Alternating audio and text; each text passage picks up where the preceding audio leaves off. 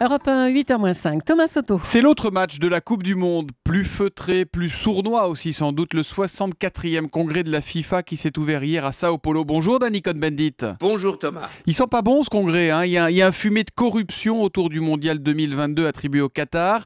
Le sport le plus populaire du monde serait-il dirigé, Dani, par des pourris? Des pourris, disons qu'il y a des pourris aussi dans le foot, comme il y en a partout.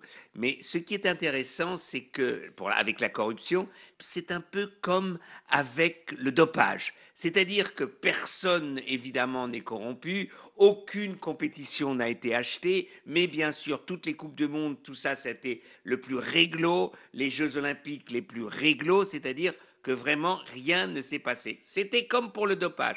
Personne ne se dopait jusqu'au jour où on a pris quelqu'un la main dans le sac et là, ça roule et puis ça déroule. Dani, être président de la FIFA, ça revient à être aujourd'hui le chef d'un État très puissant. Il y a 256 millions de joueurs de foot dans le monde, 209 fédérations qui composent cette FIFA. Et en même temps, on se demande parfois si ce pays-là, la FIFA, FIFA-Land, n'est pas une sorte de dictature. Et surtout que la FIFA est une organisation à but non lucratif. Non lucratif. Donc, c'est vrai, quand on voit les sommes qui sont en jeu, on se marre un peu.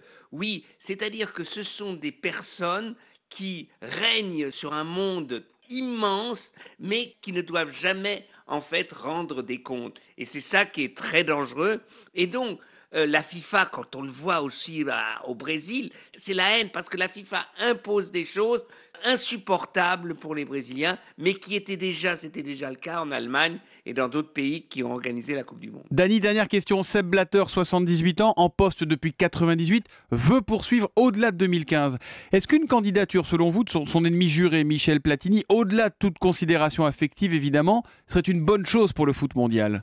Oui, d'abord, il faut que Sepp Blatter arrête. Il y en a marre. Deuxièmement, oui, Michel Platini à la tête de la FIFA serait une bonne chose parce que Michel Platini est un homme de droite, mais quand il pense football, c'est un homme de gauche. Il veut réguler, il ne veut plus que ce soit l'argent qui domine le football. Donc, pour moi, Michel Platini, s'il déblaye un peu les rumeurs sur sa participation à l'accès du Qatar à la Coupe du Monde, Michel Platini serait le président de la FIFA idéal.